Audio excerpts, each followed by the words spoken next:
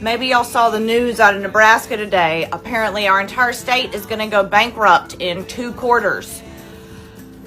Me and my husband owned a cattle ranch here, and I can confirm that all of the cattle ranchers here overwhelmingly voted for Trump. We support him. We voted for him. Something like 70% of our entire workforce is undocumented immigrants, and they straight up are not showing up for work anymore. They have all either fled the country, fled the state. They don't want to get raided while at work, so they have just moved on to work somewhere else. And straight up, we are going to go bankrupt now. We are going to go bankrupt. And yeah, we voted. We knew that the immigrants would get deported and he was coming after immigrants, yet we still voted for it. Overwhelmingly voted for our own demise. I was talking to my husband last night, and I have to admit that it seems a bit foolish now when you think about it like that we voted for something that is now putting us directly out of business. Hey, Nebraska, do you need a tissue for your issues? Hey, Nebraska, save the drama for your mama. What happened, Nebraska? Did voting for Trump ruin your economy? Oh, that's weird. That's so weird. It's kind of like we told you so, right? Oh, I love this. I like to stick it in your face and rub it in. It's kind of like, when Trump was telling everybody he was going to come after the undocumented people in this country that were working hard and deport them, that they would kind of move to a state they felt safe in. And apparently, Nebraska wasn't one of them. They packed up their stuff and they headed on out to a state that would welcome them with open arms. So now you're going bankrupt. And as somebody that lives in a blue state, I could give a shit less. Boo-hoo. Oh, and I can't wait for the hated comments. I can't wait for it. You voted for this. You voted for this. And now you're getting it. So why are you mad at us? We didn't vote for this. Nope. We voted completely against this. You voted for this. I better not get one BS comment. Not one. Not one. Oh, how mean you are. The stink. You're so mean. Shut up. Shut up. I'm not mean. I'm just giving you what you wanted. You wanted this. You voted for it.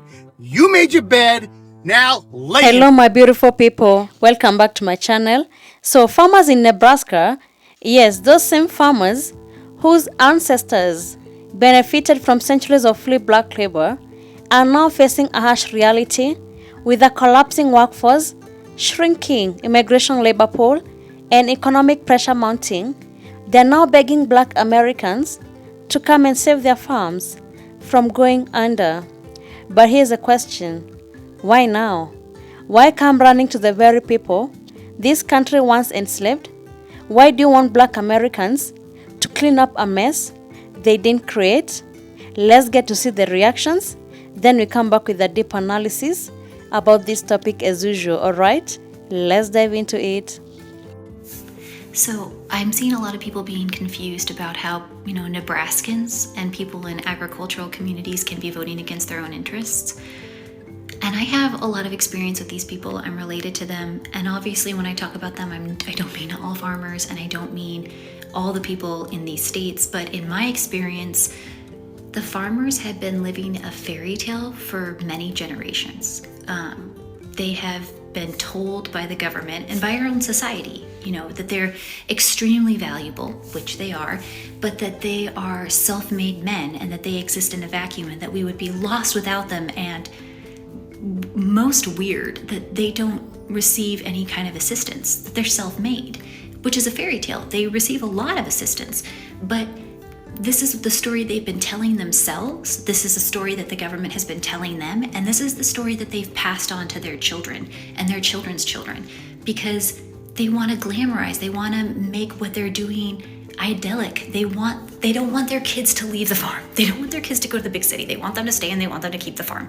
So their kids and their kids and their kids have all been raised with this idea that as farmers, They are heroic. They are, the backbone of America. Even though at this point, the backbone of America, if it's farmers, then it's completely made out of like fabricated steel and been replaced by a neurosurgeon like 30 times.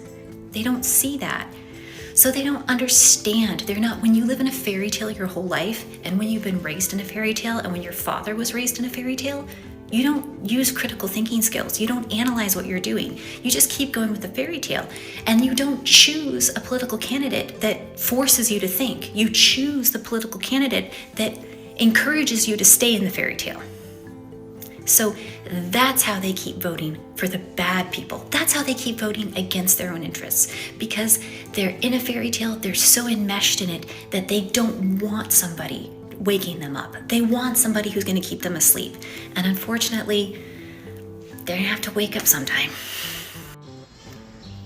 So something I've been thinking a lot of lately is, how do farmers deal with stress? How do farmers deal with all the problems that they have in their life? And I think about this because this whole month has been a particularly hard, rough month. I had a illness that went through the cows, that I lost a couple cows. One of my show cows died. I've had sick cows. I've had employees leave. I have brand new employees that don't know anything about farming, but I'm trying to teach them. I'm responsible for herd health on 300 and some head of milk cows, plus not to mention the other 400 head of cattle that we have. And I think about it and I'm like, the farmer rate of suicide is 3.5 times that of the average population. And maybe what are some of the reasons? I can't have a day off.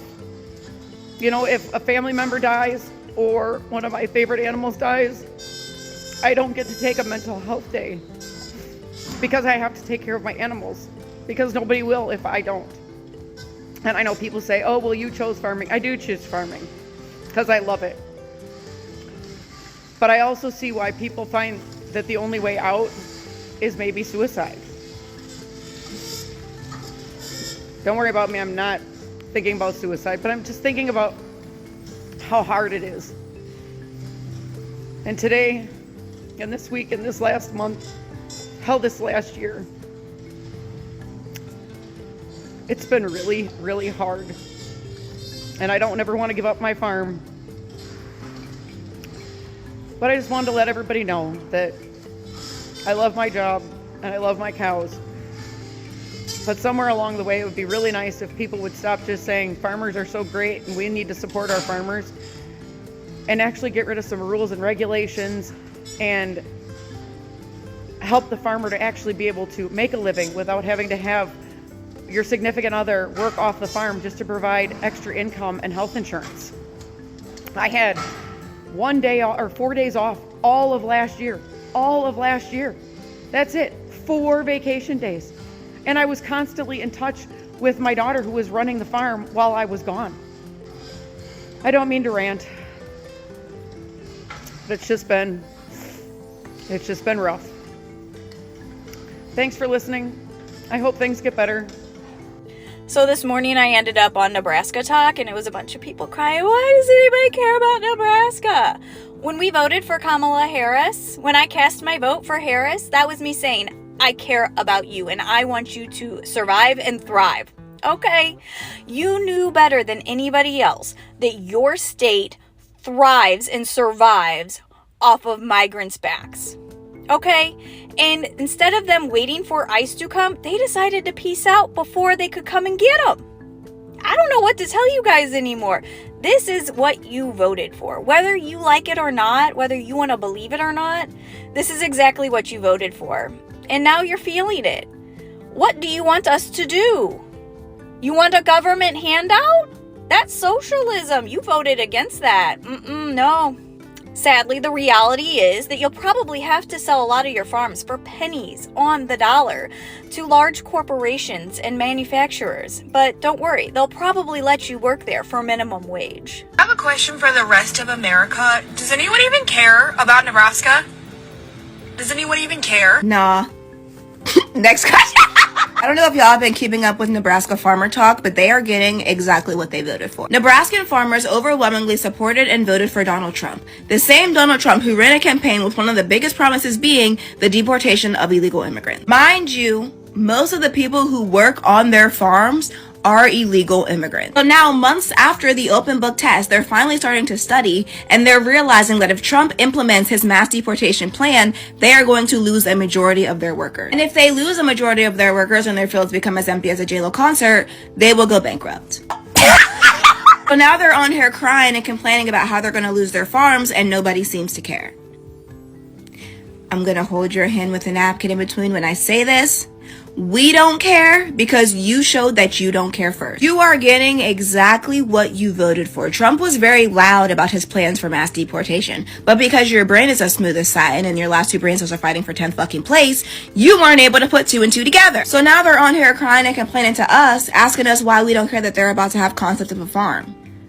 Stinkabutt, what do you want us to do? Nebraskans are pissed. Bigly, Askins, the Askins are pissed. Nebraskans, no one wants to hear Farmer John with his butt crack showing, married to a Karen, complaining about losing your little farm when you voted for me. They don't feel sorry for you, and I don't need your votes anymore, so I don't care.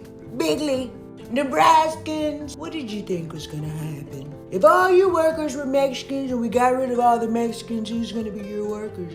Guess what? You can take a page from the book of the Native Americans, followed by the African Americans, Chinese Americans, Indian Americans.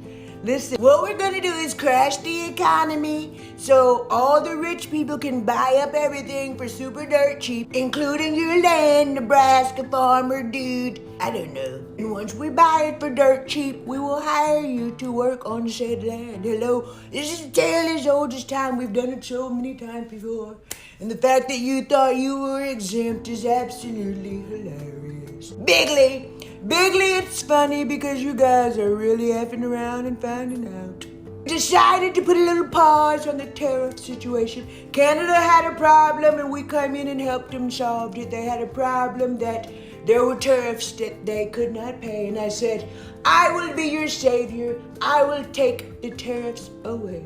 You're welcome, thank you. Nebraska, I've actually sold Nebraska to Vladimir Putin. And we know I like to say Putin. That's my friend. In exchange for 2 new mail order brides that should be here by Thursday. One of them's gonna come with me into my forever cryo chamber where I will live in infamy and be the president of the United States for the rest of existence and time. Bigly.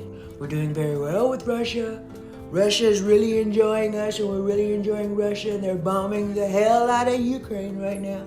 And I don't like the Ukraine guy because that guy is tan and he's kind of sexy. I'm not gonna lie, and I don't like that about him. Vladimir Putin is much more pale. He makes me look shiny and orange. And that's the kind of leadership that I really look up to.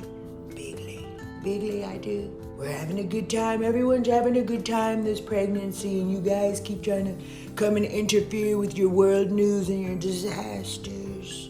We like a good disaster. It's good for the millionaires and billionaires because we can buy up everything dirt cheap, including labor, including you. We need a workforce. Too many of you farmers want to own your own land with government subsidies. Not anymore. You got what you voted for. Bigly, you got what you voted for. Boy, Nebraska's got themselves in quite a mess, don't they? It was a while back that a lot of them were talking about losing their ranches and their farms. There was even a family that said they had a 300-year-old ranch that they were going to lose. I thought 300 years old. I wonder what the Native Americans think about that. However, they've voted strongly for President Donald Trump, and now a lot of them can't even keep workers on their ranches and farms to keep things going. And now you have people going straight into the businesses and rounding people up there, Omaha. Well, I guess sometimes you have to learn the hard way. It's not always about, well, that is for some. Anyways, have a great day, Nebraska. Have the day you deserve. Wanted to drop by today to talk about the Nebraska farmers situation again. And I know a lot of us, with all of the videos we had been seeing around, or at least I had been seeing around, a lot of people were saying, Nebraska didn't care about Nebraska, and why are we supposed to care about Nebraska, and Nebraska didn't care about Nebraska? How could Nebraska vote against their best interests by voting for mass deportation of their workforce? And I was saying, why would you purposely go to get rid of your workforce and not have a backup plan for the people that you're getting rid of, especially if your business is relying on that workforce? Your hatred can't be that blinding and that overwhelming that you can't think about your bottom line, especially when it comes to your businesses. Some of these farms have been in those people's families for over 300 years. You can't tell me you did not think about who is going to come in and replace these vital workers for your survival. One thing I do keep thinking back on is Trump kept saying during this campaign that the illegals were here stealing the blacks' jobs. He just kept harping on the black jobs, and everybody was like, what the hell is a black job? Well, this is just my perspective, or it's just my thought. I'm thinking that the Virginians and all the rest of the people who were dependent on illegal immigrants for their labor, they kept hearing Trump saying that the black people jobs were being taken. I'm thinking in their minds, they were hearing Trump saying the black people are going to come back to those jobs. In my mind, I'm thinking they were hearing Trump says the black people are going to replace all those immigrants out in the fields and on the farms and all of that. I'm thinking that's what they were hearing. That's why they weren't messed up about voting to get rid of their illegal immigrants.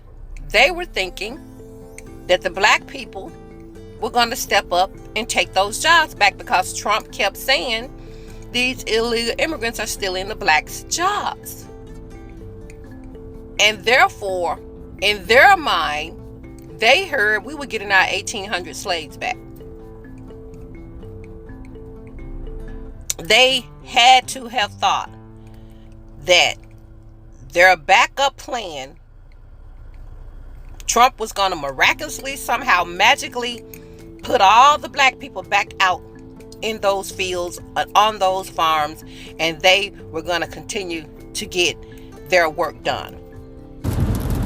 Someone please go check on Nebraska. Do you guys know what's going on over there?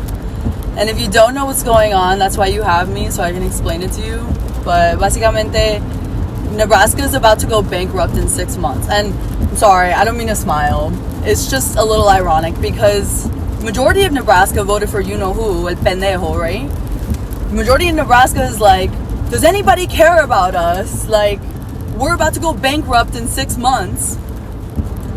And the reason why they're about to go bankrupt is because the majority of the workforce in Nebraska is built off, who do you think? The backs of Latinos, right? That are undocumented. And they're scared to go to work. And they're not giving any money to the farmers. So their agriculture is dead. They're like, who cares? Like, can somebody come and help us? No, mijo. I have no pity for you. Sorry. So by now we've all heard that Nebraska is going to go bankrupt in about 2 months, 60 days, give or take. And Nebraska was a state that voted overwhelmingly for that guy. And now they're all crying and screaming because their workforce is gone. All the immigrants that were there doing whatever they did for them, gone. All these people jumping on TikTok, all over social media, complaining about how they're about to lose their farms because they don't have anybody to work the farms. My thing is, like, when the man told you he was going to deport the immigrants and y'all still voted for him, did you think he was joking? Because his hatred for immigrants and people of color and anybody who's not a wealthy white man was the first clue that the rest of us got that he was going to do what the hell he said he was going to do. Let's be real about it. He tried it and got blocked in 2016 because at that time there were people in places in the administration that prevented him from doing that. Well, now he done got rid of all those people who would have stopped him from doing this craziness. So all that's left are the people like them, like y'all, who voted for this, who agree with the shit. I'm having a hard time understanding why we should care. Why those of us who didn't fuck around but are also finding out, why are we supposed to care? Why are we supposed to be like, oh, you are sorry and you regret your vote because you're about to lose your family farm and God knows what else? We all got drama that we got to deal with and live through. There are a lot of people worried every day about losing their jobs. People who have jobs that are 100% federally funded, who are worried every day that they get up if that's going to be the day that they go to work and they tell them, oh, we're done, you don't need to come back. So why should we care about you when we all got to be out here worried about our own self? So all I'm saying is, the fuck around and find out is real for all of us, but for those of y'all that voted for this shit, y'all need to eat it. Let's be clear. This is not the 1800s. Black Americans are not farmhands waiting to be summoned back into fields. They were once forced to working for free. Today's black community is educated, entrepreneurial, and empowered. We are thriving in medicine, media tech, and business, not waiting for crumbs from the same system that once denied us basic human rights. So Nebraska farmers and many others like them, you'll have to deal with your own mess. The labor force they relied on for decades, whether immigrant or underpaid black workers, is no longer available because people are now demanding dignity, respect, and fair pay. This moment is not just about agriculture. It's about accountability. It's about owning up to decades of exploitation and systematic inequality. And no, Black Americans are not coming to rescue a system that never cared for them. They are moved on. They have risen above. And maybe, just maybe, it's time others start learning how to do the same. Thank you so much for tuning in today's video. If you found value in what we shared, kindly consider subscribing and turn on notifications so you never miss any update from my videos. Your support really means a lot and it helps us keep bringing you more insightful content. Thanks again and see you in the next video.